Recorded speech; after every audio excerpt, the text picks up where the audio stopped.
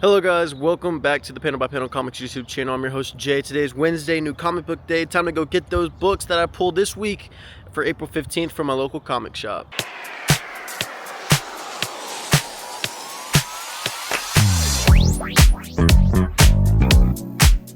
Well, just made it back from my local comic shop. Had to get a box today. It's my first one, and I really needed it because my collection is starting to get a little too big for. I have like a filing cabinet, and that's where I put all my books, and I'm starting to run out of room for some of them. So yeah, it's time to go to the boxes. We have the comics. Let's go ahead and get them out. We got a pretty big haul this week. A couple trades and a whole lot of books. So I'm going to be reading a whole lot. And by the way, guys, I just want to say thank y'all so much for the support. We have finally, we surpassed 40. We're getting close to 50. I saw it kind of spike up to 48, and it's kind of gone back down to 46, I think. But guys, thank you so much for 40 subscribers. It's been a hell of a ride so far, and I can't wait to continue it with you guys. So go ahead, hit that like button, hit that subscribe button if you like comic book content. Post nearly daily comic book videos. So if you enjoy comic book content, this is the right place. I'm going to start off with the two trades at the bottom. Get those out of the way. Save that one for last for sure. I probably didn't see that. But first, Speed Racer, or this is Racer X, the trade. I've been trying to catch up on Speed Racer and Racer X. It's a really cool racing series, and I've really been interested in getting into it. So we have Racer X and then Speed Racer. Got both of those trades. Going to be reading those over the weekend 1000%, as well as many of these comic books. Starting off with the very top, we have Catwoman. This is issue number 86. I like the previous issue, so I went ahead and tagged along. We're going to get the Black Mask in this comic book. He is the main villain for Black Cat right now. We saw one of the people that Catwoman is pretty close to get blown up in the previous issue, and now it looks like she's going to have to investigate and find out who did this and how she can also help her friend Holly out, who's asking for a lot of money, and she wants to do these bank robberies, but she's kind of getting into it with Carmine Falcone. So if you enjoy Gotham, I think Catwoman is a good book for you. We'll see if I enjoy it. Still has the ability to be dropped at any point, not gonna lie to you. Next, we have Deathstroke the Terminator. This is issue number 2, part of that DC Next Level coming out. We saw that Deathstroke in the previous issue lost everything, lost all his money, lost his go-to guy, and Tony Fleecs is gonna have to write an assassin now with absolutely no limitations, and it looks like we're gonna pick back up from that vantage point where he's trying to get back out after being entrapped into this certain location. The art is always going to look good, and I'm really intrigued to see how crazy Deathstroke is going to be in this comic book. So Deathstroke the Terminator issue number 2. Looking forward to that. We have End of Life. This is issue number 3. We're going to get Big Cock in this issue. He's the one, that's literally his name. He wears a big old chicken head. And honestly, this is one of my favorite books going right now, if not my favorite. It's definitely up there in my top 5 because Eddie Stallion is a character that you just love to hate, and it makes it hard to really put faith in him because he's such a dickhead, but he's also a big badass. Seems like we're going to get some more conversation with him and his dad and his childhood crush that has been basically his hospice nurse. Looks like the gas station lady is going to come back, and we're going to get some more one-on-one with Eddie and his dad. See how that goes for Eddie. Maybe he becomes less of a dick in this issue, or maybe even more of a dick. Who knows? Going over to Image Comics, we have G.I. Joe. This is issue number 21. Joshua Williamson getting back to Snowstorm and Scarlet, so we're going to get them back going with the G.I. Joes. Scarlet, haven't seen her in quite some time since her miniseries, and it looks like there's not a whole lot of dialogue, just a whole lot of action, so this could be a really quick read for somebody.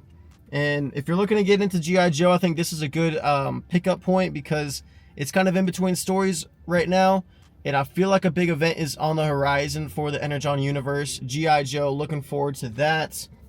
Looks like a really quick read.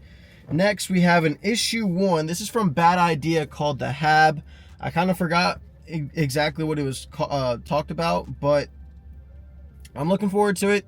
It looks good. It looks like it's a horror book. And oh, it's got old school paper.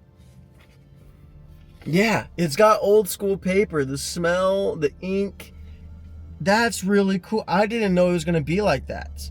So it's got the old school feel, the old school art. That's really interesting because I'm used to Bad Idea doing a whole lot of like the futuristic or more modern approach to their comic books.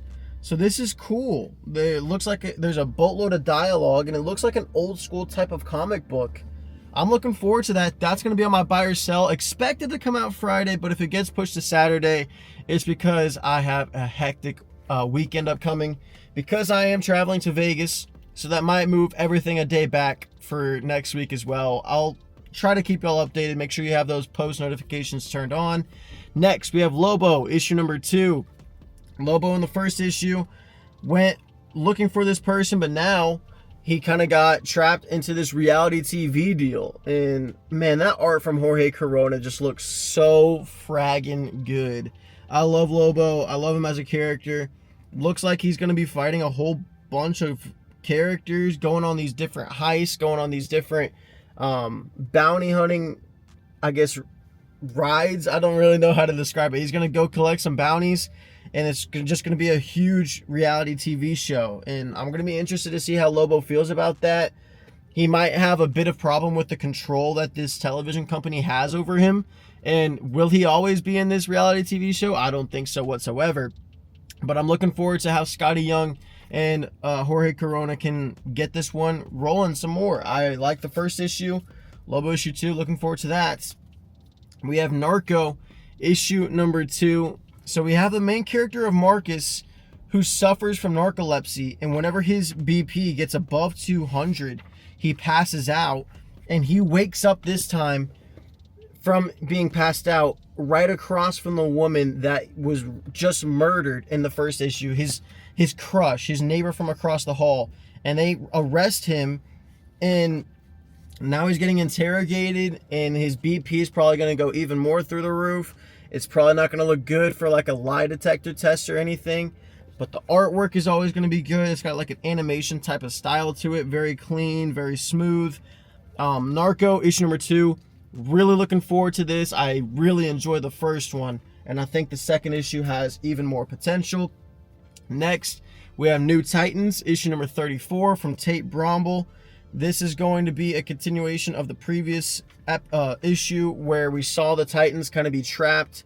At least it appeared that way. Nightwing was the only one to kind of stop drinking the coffee or stop drinking the Kool-Aid and try to get out of this trance. And these new Titans come along, and you don't know if they're actually there to save him or save them, or if they're there as part of the hallucination from whoever's in control of this area or this situation. I really enjoyed the first story arc. Looks like we're going to get some fighting from both teams back and forth. So maybe they're not there to help, but who knows. Looking forward to New Titans issue number 34. Next, we have Nightwing. This is issue 137 titled The Bridge. We'll see how this one goes. I was not the biggest fan of the previous issue. Looks like we're going to get some more Dick Grayson trying to just find out what happened to that witch. Kind of have some self-dialogue moments. Who knows? But something about this bridge, something about this, I guess, new highway system in Bloodhaven. It's really interesting. I don't know. I just want some more Dan Waters to kind of start cooking. It looks like there's going to be Batman in this issue. So that's always interesting whenever Batman crosses over into the Nightwing comic book. We get plenty of Nightwing going over to Batman. We'll see how this one goes. It's more noir style, so if you appreciate that side of the comic book aisle, this might be a good book for you. I'll see if I like it. Might be dropped if I don't appreciate it. We'll see. Looking forward to it. I hope it's a good book. Next, we have Racer X. This is issue number 6. I'll get around to this after I read the trades, because got to read those first. But this is more of the backstory of the before what happened in Speed Racer. At least I believe so. I don't know too much about it. I like the art. I like racing. I think I'll really enjoy this book. Mad Cave has a really good thing going with the Speed Racer and Racer X books, in my opinion. Next, sticking with the independents, we have Red Coat. This is issue number 17. I got the Invincible cover because I think it looks really cool. It's also a wraparound cover with both Mark Grayson. You have Simon Pure on the cover. You have, I believe that's Duplicate.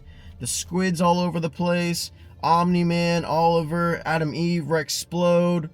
I think that's Monster Girl on the back. I think that's also Thrag, Darkwing. Really cool cover. I really like it. But Red Coat, I have no clue what's going on. I am also catching up on this in the Ghost Machine universe, unnamed universe. The Ghost Machine titles. Catching up on all of them. Can't wait till I can actually read this book whenever I catch up. So Red Coat, issue number 17. Really cool cover. Next, a horror book. We have The Thing on the Doorstep. This is issue number 3. We saw Edward go off to Europe, and it looks like he's being, just the energy and the life is being sucked out of him, even more so than it was in the previous issue. Looks like he's going to go on a walk, try to explain his situation, try to just tell his friend, stop worrying about me. I'm going to be okay. I'm okay. I'm choosing this. I'm sorry, but I've been under a lot of pressure. It looks absolutely frightening, but I'm looking forward to it. Looks like a good horror comic book here with The Thing on the Doorstep. We'll see how that comes up on my panel by panel comic review. Next, we have Alias, issue number 2. This is red band, polybagged. I'm not going to take it out of its bag. I'm looking forward to it. The first issue was just flat out amazing. Jessica Jones is teaming up with Typhoid Mary because her husband, or Jessica's husband, Luke Cage, is the mayor right now for New York, and she can't do what she wants. She can't be a PI. She can't investigate crime. She found this murder scene and she can't do anything about it.